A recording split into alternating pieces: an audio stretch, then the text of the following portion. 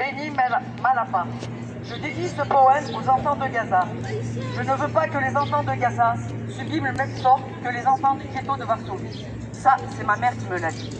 Le ventre gonflé par la faim de l'enfant juif du ghetto de Varsovie ne pourra jamais justifier le ventre gonflé de l'enfant de Gaza de Cisjordanie.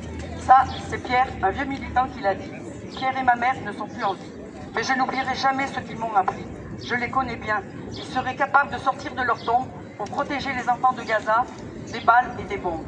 Des bombes qui tombent et qui ont détruit Gaza comme elles avaient détruit Varsovie. Je refuse la parole de ceux qui veulent m'imposer de garder les yeux bandés, de ne pas comparer un crime contre l'humanité à un autre crime contre l'humanité. Une petite fille palestinienne lance des appels désespérés depuis une voiture abandonnée. Puis elle est assassinée par des snipers équipés de fusils d'assaut à viseur laser. N'est-elle pas aussi morte que le petit Eli du ghetto de Varsovie, déchiqueté par les balles nazies? Quand un corps brûle dans les flammes d'une guerre infernale, lui demande-t-on sa carte d'identité? Prend-on ses empreintes digitales pour lui jeter à la face « Hamas, Hamas, Hamas » Est-il le nouveau mot du pass?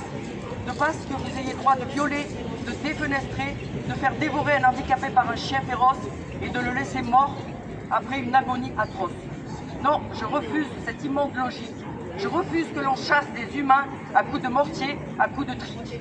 Au nom de ma mère, au nom du camarade Pierre, qui sont maintenant décédés, au nom de mon grand-père, de ma grand-mère, qui, à Auschwitz, ont été brûlés, au nom de ma tante, elle aussi disparue, au nom de mon fils, de mon plus jeune oncle vendu par un collaborateur, au nom de tous les miens et de tous les autres martyrs, au nom de tous ceux qui ont été obligés de fuir, je demande que la mémoire de l'enfant de Gaza, celui de Cisjordanie et de l'innocent petit juif tué à Varsovie soit honorée ensemble dans une même cérémonie.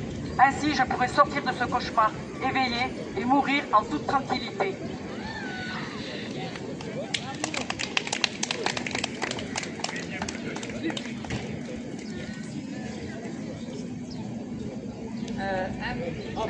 Un poème du dernier recueil de Mossab Abou Toha, n'est pas long.